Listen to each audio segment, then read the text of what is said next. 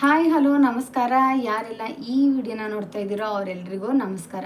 ನಾನು ಇವತ್ತಿನ ವಿಡಿಯೋದಲ್ಲಿ ನಮ್ಮ ಶ್ರೇಷ್ಠ ವಚನಕಾರರಾದಂಥ ಬಸವಣ್ಣ ಅವರು ಬರೆದಿರೋ ವಚನಗಳ ಬಗ್ಗೆ ಒಂದಿಷ್ಟು ವಿಶ್ಲೇಷಣೆ ಮತ್ತು ವಿವರಣೆಯನ್ನು ಕೊಡ್ತಾ ಇದ್ದೀನಿ. ಈಗ ನಮ್ಮ ಬಸವಣ್ಣ ಅವ್ರು ಬರೆದಿರೋ ಅಂಥ ವಚನಗಳಲ್ಲಿ ನಾನು ಒಂದನ್ನು ಆಯ್ಕೆ ಮಾಡ್ಕೊಂಡಿದ್ದೀನಿ.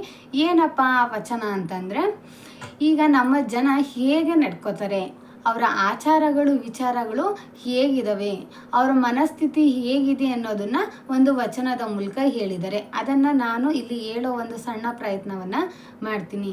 ಏನು ಆ ವಚನ ಅಂದರೆ, ಕಲ್ಲು ನಾಗರ ಕಂಡರೆ ಹಾಲ ನೆರೆವರಯ್ಯ, ದಿಟ ನಾಗರ ಬಂದರೆ ಕೊಲ್ಲೆಂಬರಯ್ಯ, ಉಂಬುವ ಜಂಗಮ ಬಂದರೆ ನಡೆ ಎನ್ನುವರು, ಉಣದ ಲಿಂಗಕ್ಕೆ ಭೋಜನವ ಇಡು ಎನ್ನುವರು, ನಮ್ಮ ಕೂಡಲ ಸಂಗನ ಶರಣರ ಕಂಡು ಉದಾಸೀನ ಮಾಡಿದರೆ ಕಲ್ಲು ತಾಗಿದ ಮಿಟ್ಟೆಯಂತಪ್ಪರಯ್ಯ. ಇದು ಬಸವಣ್ಣ ಅವ್ರು ಬರೆದಿರೋ ಅಂಥ ವಚನಗಳು. ಇದರ ಅರ್ಥ ಏನು ಅಂದರೆ, ಈಗ ನಮ್ಮ ಜನ ನೋಡಿ, ಈಗ ಕಲ್ಲು ನಾಗರ ಅಂದರೆ ನಾಗರ ಕಲ್ಲಿಗೆ ಸಾಕಷ್ಟು ಹಾಲು ತುಪ್ಪವನ್ನು ಸುರಿಯೋದ್ರ ಮೂಲಕ, ಅದಕ್ಕೆ ಪೂಜೆಯನ್ನು ಮಾಡೋದ್ರ ಮೂಲಕ ಅವರ ಆಚಾರ ಏನಿದೆಯೋ ಅದನ್ನು ಮಾಡ್ತಾರೆ. ಒಂದು ವೇಳೆ ನಿಜವಾದ ಹಾವು ಬಂದರೆ ಅವರು ಜನ ಸುಮ್ಮನೆ ಇರ್ತಾರ?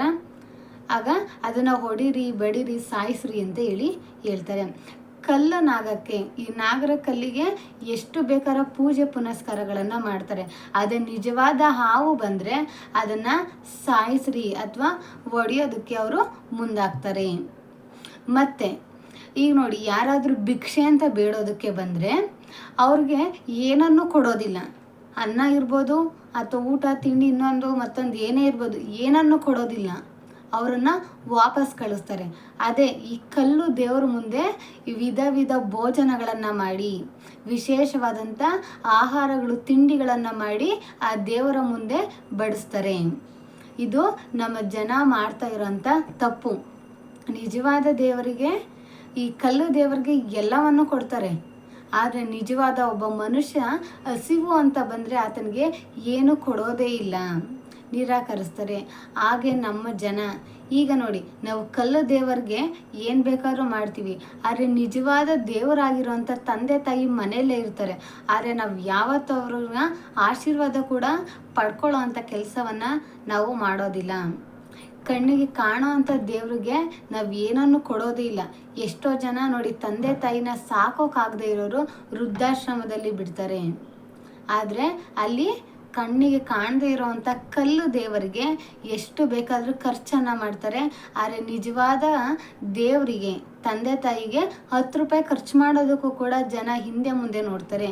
ಇದು ನಮ್ಮ ಸ್ವಾರ್ಥ ಯುಗ ಹೀಗೆ ನಡೀತಾ ಇದೆ ಅಂತೇಳಿ ಇಲ್ಲಿ ಬಸವಣ್ಣ ಅವರು ತಮ್ಮ ವಚನದ ಮೂಲಕ ಹೇಳಿದ್ದಾರೆ.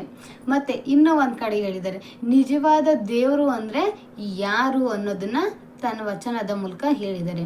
ಅದನ್ನು ನೋಡೋದಾದರೆ, ಕಲ್ಲು ದೇವರು ದೇವರಲ್ಲ, ಮಣ್ಣು ದೇವರು ದೇವರಲ್ಲ, ಮರದ ದೇವರು ದೇವರಲ್ಲ, ಪಂಚಲೋಹದಿಂದ ಮಾಡಿದ ದೇವರು ಸಹ ದೇವರಲ್ಲ, ಸೇತು ಬಂದ ರಾಮೇಶ್ವರ, ಗೋಕರ್ಣ, ಕಾಶಿ, ಕೇದಾರ ಮೊದಲಾದ ಪುಣ್ಯತೀರ್ಥ ಕ್ಷೇತ್ರಗಳಲ್ಲಿರುವವರು ದೇವರುಗಳಲ್ಲ, ತನ್ನ ತಾನರಿದು ತಾನಾರೆಂದು ತಿಳಿದಡೆ ತನಗೆ ತಾನೇ ದೇವ, ನೋಡ ಆ ಪ್ರಮಾಣ ಕೂಡಲ ಸಂಗಮ ದೇವ. ಇಲ್ಲಿ ನೋಡಿ, ಕಲ್ಲಿಂದ ಮಾಡಿರೋಂಥ ದೇವರು ಕೂಡ ದೇವರಲ್ಲ, ಮರದಿಂದ ಮಾಡಿರೋಂಥ ದೇವರು ಕೂಡ ದೇವರಲ್ಲ, ಮಣ್ಣಿನಿಂದ ಮಾಡಿರೋಂಥ ದೇವರು ಕೂಡ ಇಲ್ಲಿ ದೇವರಲ್ಲ, ಮತ್ತು ನೀವು ಪಂಚಲೋಹದಿಂದ ಮಾಡಿರೋಂಥ ದೇವರು ಕೂಡ ನಿಜವಾದ ದೇವರು ಅಲ್ಲ.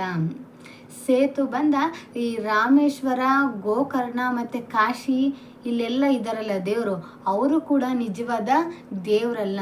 ಹಾಗಾದರೆ ನಿಜವಾದ ದೇವರು ಯಾರು? ನಮ್ಮನ್ನು ನಾವು ಅರ್ಥಕೊಂಡು, ನಾವೇನು ಅನ್ನೋದು ತಿಳ್ಕೊಂಡು ನಾವು ನಡೆದ್ರೆ ಅದೇ ದೇವರು. ಮೊದಲು ನಾವು ಯಾರು, ನಾವು ಹೇಗಿದ್ದೀವಿ, ಏನು ಮಾಡ್ತಿದ್ದೀವಿ ಅನ್ನೋದನ್ನು ನಾವು ತಿಳ್ಕೊಂಡು ಅದರಲ್ಲಿ ನಾವು ನಡೆದ್ರೆ ನಿಜವಾದ ದೇವರು ನಾವೇ. ಇಲ್ಲಿ ಯಾರೂ ದೇವರಿಲ್ಲ, ನಮಗೆ ನಾವೇ ದೇವರು, ಅದನ್ನು ನಾವು ತಿಳ್ಕೊಂಡು ನಡಿಬೇಕು ಅಷ್ಟೇ ಅಂತ ಇಲ್ಲಿ ಬಸವಣ್ಣವರು ಹೇಳಿದ್ದಾರೆ. ಇಷ್ಟು ಬಸವಣ್ಣ ಅವರ ವಚನಗಳು. ಈ ವಚನ ನಾನು ಹೇಳಿದಂಥ ಈ ವಿಶ್ಲೇಷಣೆ ನಿಮ್ಮೆಲ್ರಿಗೂ ಇಷ್ಟ ಆಗಿದೆ ಅಂತ ಅನ್ಕೋತೀನಿ. ಎಲ್ರಿಗೂ ಧನ್ಯವಾದಗಳು. ದಯವಿಟ್ಟು ನೀವು ನನಗೆ ಸಪೋರ್ಟ್ ಮಾಡ್ತೀರಾ ಅಂತ ಅಂದ್ಕೊಂಡಿದ್ದೀನಿ. ಸಬ್ಸ್ಕ್ರೈಬ್ ಆಗಿಲ್ಲದೆ ಇರೋರು ಸಬ್ಸ್ಕ್ರೈಬ್ ಆಗಿ, ಲೈಕ್ ಮಾಡಿ, ಮತ್ತು ನನ್ನ ಮುಂದಿನ ವಿಡಿಯೋಗೆ ನಿಮ್ಮ ಸಪೋರ್ಟ್ ಬೇಕು. ಅದಕ್ಕೆ ದಯವಿಟ್ಟು ಸಹಕರಿಸಿ ಅಂತ ಹೇಳ್ತಾ ನನ್ನ ಈ ವಿಡಿಯೋವನ್ನು ಮುಗಿಸ್ತಾ ಇದ್ದೀನಿ. ಎಲ್ರಿಗೂ ಧನ್ಯವಾದಗಳು. ಜೈ ಹಿಂದ್, ಜೈ ಕರ್ನಾಟಕ ಮಾತೆ.